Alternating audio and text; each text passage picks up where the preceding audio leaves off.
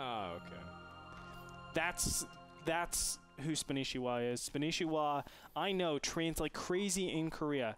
Whenever he hits a lull, he asks everybody, what can I do to get better? I can't seem to get better. What can I do more? He's like that kid in class that you hate that always knows the answer but wants to learn more. That's who Spanishiwa is. My favorite part of Naruto was just watching Guy Sensei and Rock Lee's relationships, where he'd be like, dynamic entry! And just like coming out of the gates and kicking people. For a long time, when I was like 14, I tried to bust through doors with my foot. And like I just kept spraining my ankle nonstop or jamming my toe.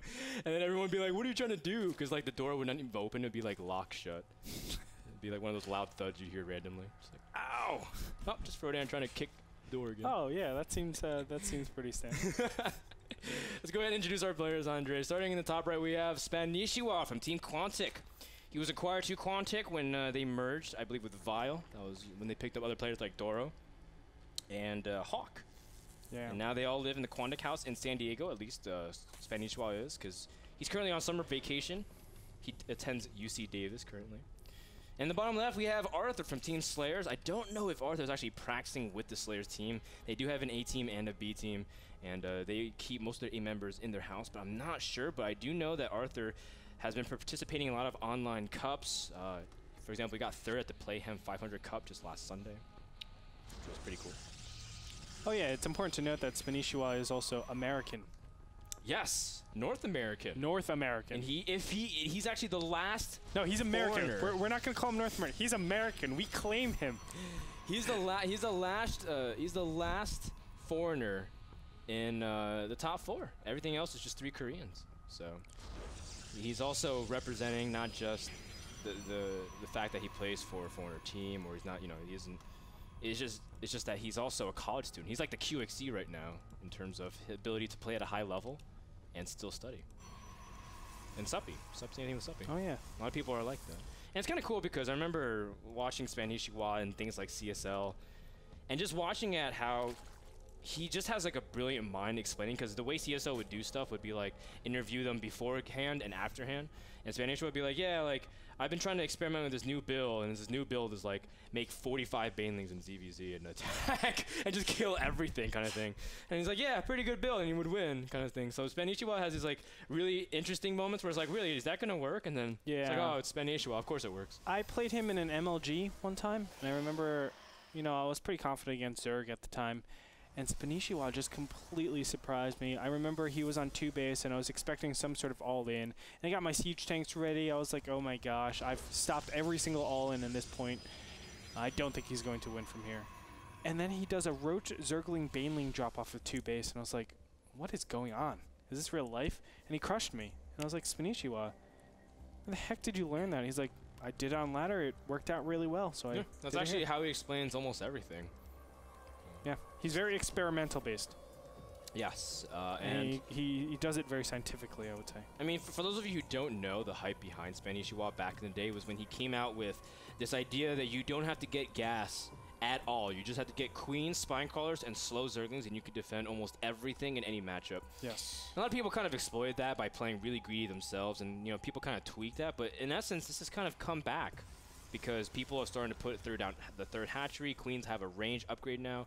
So, in essence, Spanishiwa was one of the first people really pioneering that kind of gasless style of play and playing really greedy. I would say Spanishiwa, in the whatever recent patch it was, he got the largest buff that anybody else could have gotten. 1.4.3 or 1.5? The one that gave Queens their range. Yeah, 4.3 then. Yeah, 1.4.3. And that was absolutely fantastic for him, because he was very Queen-centric built. Yeah, him and Fitzy. Oh, yes, Fitzy. For those of you who don't know, Fitzy is like this guy who literally goes Queen timing. Where has he been, though? I haven't seen him at all lately. He played in MLG. I think he got like top 48 or something like that. But since MLG, I don't know where he's been. Oh, I don't know. But if you ever get an opportunity, watch Spanishiwa stream or Fitzy stream. It's always funny. Especially when Fitzy has like these Nidus timing attacks with queens. And he's attacking your front with like Queen, Ling, Roach attacks. Like, wow. How do I lose to this? And then you actually do lose to this. Void Ray play is going to come out here for the beginning stages.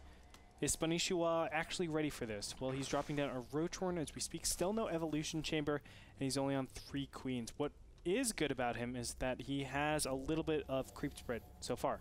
So that'll be a little bit easier to actually group up all of the queens together. But the fact of the matter is, if the Void Ray is not scouted soon, which actually, I don't think it actually got scouted. Oh, there it is. Yes, he did. Now he sees it. So he sees the Stargate. He knows it's coming. Evolution chamber goes down immediately. And the normal thing that that Stefano always says, whenever he's going up against some sort of Stargate play, is do some roach pressure. Roach pressure, if you're not prepared for it, and what it'll do is force the Void Ray to be a lot more defensive than offensive, and it gives you the time. And you can just back up, take a little bit of damage, knowing that, you know, your drones aren't the ones actually dying. Yeah, as long as the Void Ray is not necessarily pressuring your expansion, especially with the Warpin that's going to be following up. Arthur has 4 gates already done, so normally the way Protoss used to do this is do very Zealot heavy. That way you can kind of chase the queens out, deal with the mass Zerglings, and really pressure off the spores and DPS it down. And there it is. More Zealots are warped in immediately, and he's just going to go ahead and aggro the roaches directly. 2 queens are there, but there's not enough for transfuse. The queens do not want to actually lose in this because obviously the Void Ray is going to go unopposed if that happens, but 2 more queens are going to join the fray. This is going to be so very helpful. Nicely done, just canceling everything, and that's wasted DPS going towards, obviously, those Spore Crawlers. Very nicely done by Spanishiwa. He's going to stop this pretty easily, but another round of Stalkers coming in here, and there's another Void Ray. Yeah, but he lost a lot of his initial ability to tank damage, especially with the Zealots to keep the queens back. The Zealots, of course, with their phenomenal DPS, tries to push back the queens so that way you can get good positioning with the Void Rays. But Arthur's pulling back, which is the right move in my opinion. I think he doesn't really have that strong of an ability to push in any further. He is transitioning directly into Colossi. He's getting a robotics bay. And it's interesting though, because he's still on low amount of gates, so I'm not sure if he's going to try to take a 3rd behind this while getting Colossi out, or is he going to try to actually go for a huge 2-base push? I don't think he'll try to go for a 2-base push. I might be wrong, but what it feels like, he will probably just start this aggression, and behind this, the Colossus are really, really good at defending, as you were saying, obviously. And with the low gateway count, yes, he could add it on a little bit later on, but I feel like it just doesn't feel right to do a continued aggression after this initial pressure failed so hard. And there it is, the Nexus goes almost down. Spanishiwa in very good place, though. Yeah, just trying to really keep tabs on the timing of the 3rd base. And as a result, Arthur will now just sit back and make sure he has a really strong army. The next timing he could try to hit is basically when they're trying to go for Hive. And we've been seeing Protosses keep their Phoenixes, keep their Void Rays, and just try to really take down any of the Infestors later on in the game, act as disablers and forcing Fungals out of instead of hitting the main army of Protoss, while controlling the map as well. And something that you can kind of do, like a little trick, is to get Observer out and just control creep with the Void Rays. I like that. Yeah. I think it's one of the best things you can do, follow up. If you go into a standard game, your Void Ray really didn't do a lot of damage. And as we can see, Spanishiwa isn't really spreading creep. That is a pretty big problem. It actually limits his ground quite substantially. You want to get that creep spread out as fast as possible because it just allows Zergling Roaches to keep up with the armies. Especially this day and age where you see so many Warp Prisms. Warp Prisms obviously very powerful at just being able to take off tech buildings, layers, hives, whatever it might be. Just doing a ton of harassment.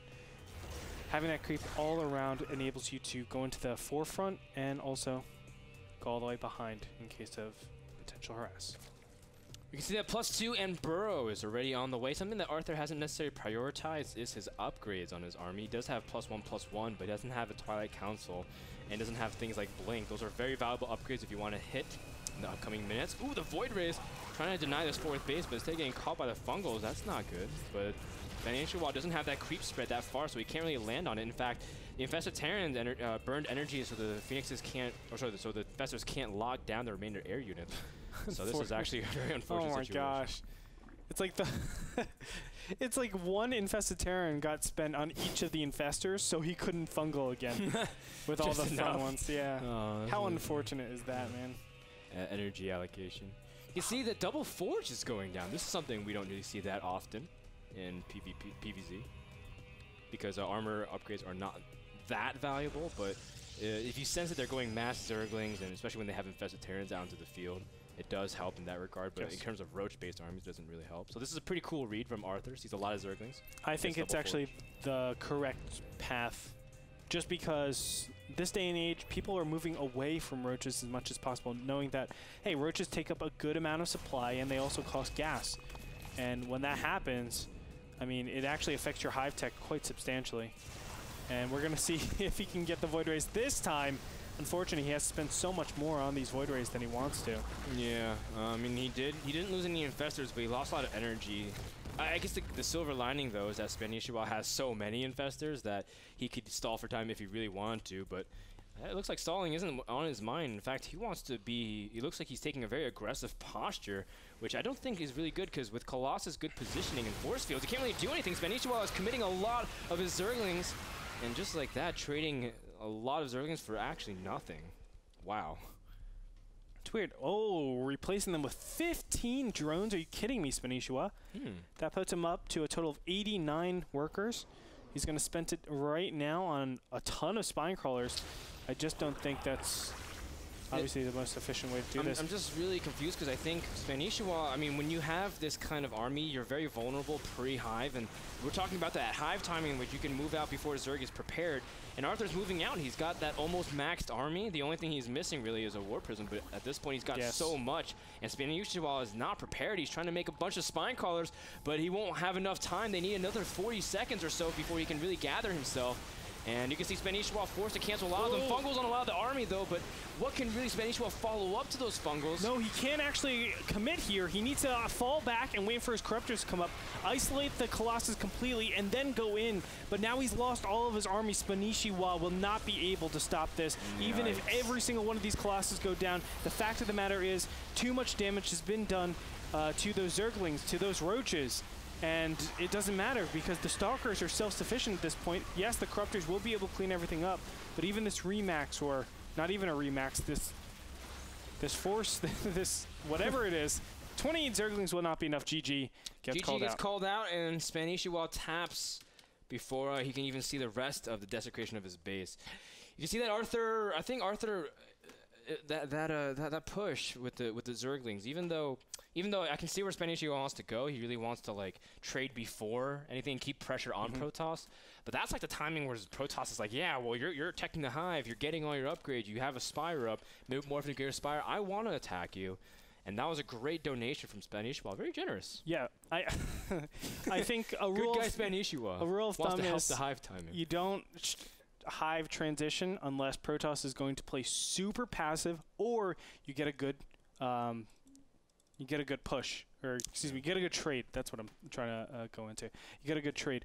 And you only can do that if, obviously, all of the Colossus die, you get the Corruptors out in time. So I really feel like all of that gas investment should have been going to a faster Spire, a faster Corruptor count, and then just crush the army completely, hive transition after that. But it's really difficult. Yeah, it's tough, because you didn't have enough time for the spine crawlers either. If you lock down the Fungals, you'd be surprised how much DPS 6-7 spines can do. And really just force Protoss in an awkward position. But we'll never find out what happens if that was the case, because game number 2 will come right after a quick commercial break. Don't go anywhere. The NSQ number 2 will continue right after this.